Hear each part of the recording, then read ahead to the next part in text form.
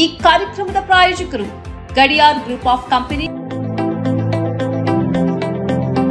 Gadiar Group of Companies, synonymous with excellence and innovation, stands as your dynamic partner for progress. Gadiar Group ensures safety as guardians in firefighting and builds vibrant communities in real estate. Building tomorrow, today.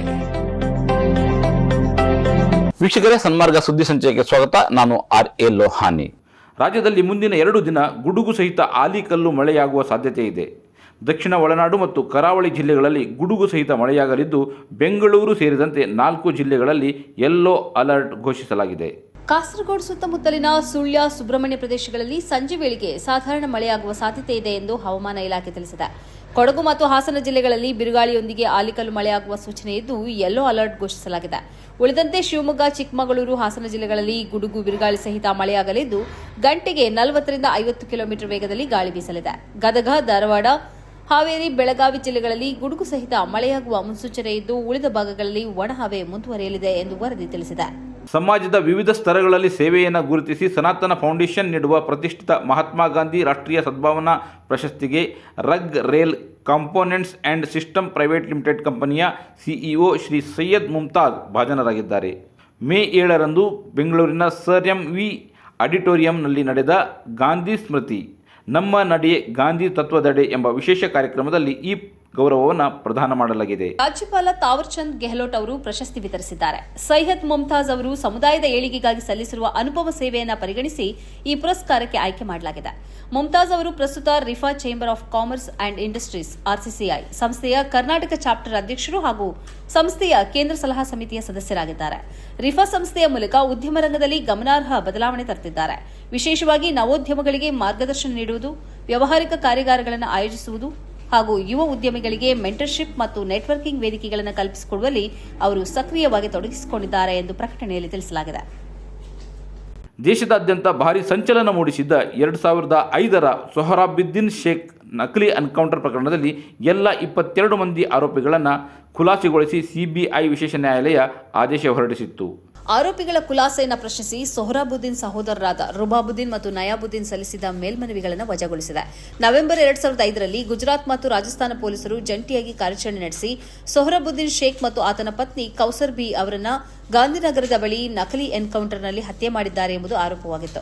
ಇದರ ಏಕೈಕ ಸಾಕ್ಷಿಯಾಗಿದ್ದ ಅವರ ಸಹಚರ ತುಳಸಿರಾಮ್ ಪ್ರಜಾಪತಿಯನ್ನ ಸಹ 2006ರ ಡಿಸೆಂಬರ್ನಲ್ಲಿ ಇದೇ ರೀತಿ ಹತ್ಯೆ ಮಾಡಲಾಗಿತ್ತು ಎಂದು ಪ್ರಕರಣ ದಾಖಲಾಗಿತ್ತು. ಈ ಪ್ರಕರಣದ ಸುದೀರ್ಘ ವಿಚಾರಣೆ ನಡೆಸಿದ ಮುಂಬೈನ CBI ವಿಶೇಷ ನ್ಯಾಯಾಲಯವು ಡಿಸೆಂಬರ್ 21, 2018ರಂದು ತನ್ನ ತೀರ್ಪು ಪ್ರಕಟಿಸಿತ್ತು. ಹತ್ಯೆಗಳ ಹಿಂದೆ ಪಿತೂರಿ ನಡೆದಿದೆ ಎಂಬುದನ್ನು ಸಾಬೀತುಪಡಿಸಲು ಪ್ರಾಸಿಕ್ಯೂಷನ್ ವಿಫಲವಾಗಿದೆ ಎಂದು ಅಭಿಪ್ರಾಯಪಟ್ಟಿದ್ದ ನ್ಯಾಯಾಲಯ ಎಲ್ಲ 22 ಆರೋಪಿಗಳನ್ನು ದೋಷಮುಕ್ತಗೊಳಿಸಿತು. ಖುಲಾಸೆಗೊಂಡವರಲ್ಲಿ ಗುಜರಾತ್ ಮತ್ತು ರಾಜಸ್ಥಾನದ 21 ಮಂದಿ ಪೊಲೀಸ್ ಸಿಬ್ಬಂದಿ ಹಾಗೂ ಗುಜರಾತ್ನ ಫಾರ್ಮ್ ಹೌಸ್ ಮಾಲೀಕರೊಬ್ಬರು ಸೇರಿದ್ದರು. ತಮಿಳುನಾಡಿನಲ್ಲಿ ಸರ್ಕಾರ ರಚನೆ ಕುರಿತು ತೀವ್ರ ಚರ್ಚೆಗಳು ನಡೆಯುತ್ತಿವೆ. ಈ ನಡುವೆ ನಿರ್ಗಮಿತ ಮುಖ್ಯಮಂತ್ರಿ MK ಸ್ಟಾಲಿನ್ ಪ್ರತಿಕ್ರಿಯೆ ನೀಡಿದ್ದು, TVK ಮುಖ್ಯಸ್ಥ ಸಿ ಜೋಸೆಫ್ ವಿಜಯ್ ಸರ್ಕಾರ ರಚಿಸಲಿ, ಮೊದಲ 6 ತಿಂಗಳು DMK ಯಾವುದೇ ಹಸ್ತಕ್ಷೇಪವಿಲ್ಲದೆ ಆಡಳಿತ ನಡೆಸಲು ಅವಕಾಶ ನೀಡುತ್ತದೆ ಎಂದು ಅವರು ಹೇಳಿದ್ದಾರೆ. ಈ ಬಗ್ಗೆ ಟೈಮ್ಸ್ ಆಫ್ ಇಂಡಿಯಾಗೆ ಪ್ರತಿಕ್ರಿಯಿಸಿರುವ ಸ್ಟಾಲಿನ್, DMK ರಾಜಕೀಯ ಅಸ್ಥಿರತೆಯನ್ನು ಹುಟ್ಟುಹಾಕುವ ಅಥವಾ ರಾಜ್ಯವನ್ನು ಮತ್ತೊಂದು ಚುನಾವಣೆಯತ್ತ ತಳ್ಳುವ ಆಸಕ್ತಿ ಹೊಂದಿಲ್ಲ. ಮುಂಬರುವ ಸರ್ಕಾರವು DMK ಆಡಳಿತದಲ್ಲಿ ಪ್ರಾರಂಭಿಸಿದ ಕಲ್ಯಾಣ ಕಾರ್ಯಕ್ರಮಗಳನ್ನು ಮುಂದುವರಿಸುವುದರ ಜೊತೆಗೆ TVK ಪ್ರಚಾರದ ಸಮಯದಲ್ಲಿ ನೀಡಿದ ಭರವಸೆಗಳನ್ನೂ ಸಹ ಈಡೇರಿಸುತ್ತದೆ ಎಂದು ನಾವು ನಿರೀಕ್ಷಿಸುತ್ತೇವೆ ಎಂದು ತಿಳಿಸಿದ್ದಾರೆ. ಈ ಸಂದರ್ಭದಲ್ಲೇ ಮಹಿಳೆಯರಿಗೆ 2,500 ನೆರವು ನೀಡುವ ವಿಜಯ್ ಅವರ TVK ಪಕ್ಷದ ಭರವಸೆ ಕಾರ್ಯರೂಪಕ್ಕೆ ಬರುವ ಬಗ್ಗೆ ಸ್ಟಾಲಿನ್ ಅನುಮಾನ ವ್ಯಕ್ತಪಡಿಸಿದ್ದಾರೆ. ನಾವು ಮಾಡಿದಂತೆ ಅವರಿಗೆ ಕನಿಷ್ಠ 1,000 ರೂಪಾಯಿಗಳನ್ನು ನೀಡಿ ಎಂದು ಹೇಳಿದರು. ಇನ್ನು ಸ್ಟಾಲಿನ್ ತಮ್ಮ ಸರ್ಕಾರದ ಕಾರ್ಯಕ್ಷಮತೆಯನ್ನು ಸಮರ್ಥಿಸಿಕೊಂಡರು. 2021ರ ಚುನಾವಣಾ ಪ್ರಣಾಳಿಕೆಯಲ್ಲಿ ನೀಡಿದ ಭರವಸೆಗಳಲ್ಲಿ 90% ಈಡೇರಿಸಲಾಗಿದೆ. ನೀಟ್ ರದ್ದತಿ ಸೇರಿದಂತೆ ಕೆಲವು ಭರವಸೆಗಳು ಕೇಂದ್ರದ ವ್ಯಾಪ್ತಿಗೆ ಒಳಪಟ್ಟಿರುವುದರಿಂದ ಅವುಗಳನ್ನು ಕಾರ್ಯಗತಗೊಳಿಸಲು ಸಾಧ್ಯವಾಗಲಿಲ್ಲ ಎಂದು ಸ್ಪಷ್ಟಪಡಿಸಿದರು. ವಿಯೆಟ್ನಾಂ ಅಧ್ಯಕ್ಷ ಟೋ ಲ್ಯಾಮ್ ಇವರು ನೆಹರೂರವರ ಗುಣಗಾನ ಮಾಡಿದ್ದಾರೆ. ಅದು ಪ್ರಧಾನಿ ನರೇಂದ್ರ ಮೋದಿಯವರ ಎದುರು. ದೇಶದಲ್ಲಿ ಮೋದಿ ಸರ್ಕಾರ ನೆಹರು ವಿರುದ್ಧ ವಾಗ್ದಾಳಿ ನಡೆಸುತ್ತಿರುವಾಗಲೂ ಅಂತಾರಾಷ್ಟ್ರೀಯ ಮಟ್ಟದಲ್ಲಿ ನೆಹರು ಅವರ ಪ್ರಭಾವ ಇಂದಿಗೂ ಮುಸುಕಾಗಿಲ್ಲ ಎಂಬುದಕ್ಕೆ ಇದು ಸಾಕ್ಷಿಯಾಗಿದೆ. ವಿಯೆಟ್ನಾಂ ಅಧ್ಯಕ್ಷ ಟೋಲ್ಯಾಮ್ ರವರು ನೆಹರೂರವರ ಗುಣಗಾನ ಮಾಡಿದ್ದು ಸದ್ಯ ರಾಜತಾಂತ್ರಿಕ ವಲಯದಲ್ಲಿ ಸಾಕಷ್ಟು ಚರ್ಚೆಗೆ ಕಾರಣವಾಗಿದೆ.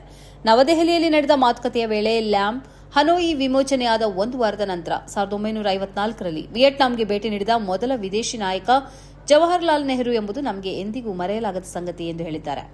ಹಾಗೆಯೇ ವಿಯೆಟ್ನಾಂ ಮತ್ತು ಭಾರತದ ನಡುವಿನ ಐತಿಹಾಸಿಕ ಸ್ನೇಹ, ವಿಶೇಷವಾಗಿ ಹೋ ಚಿ ಮಿನ್ಹ್ ಮತ್ತು ಜವಾಹರ್ಲಾಲ್ ನೆಹರು ನಡುವಿನ ನಿಕಟ ಸಂಬಂಧವನ್ನು ಉಲ್ಲೇಖಿಸಿದ್ದಾರೆ.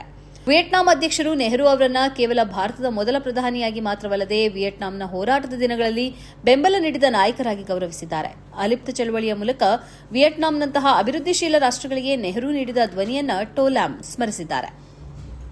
ಇದು ಇವತ್ತಿನ ಸುದ್ದಿ ಸಂಚಯ. ನಿರಂತರ ನೋಡ್ತಾ ಇರಿ ಸನ್ಮಾರ್ಗ ನ್ಯೂಸ್, ಸುದ್ದಿಗಳ ಸಂತೆಯಲ್ಲಿ ಸತ್ಯದ ಮೊಂಬತ್ತಿ.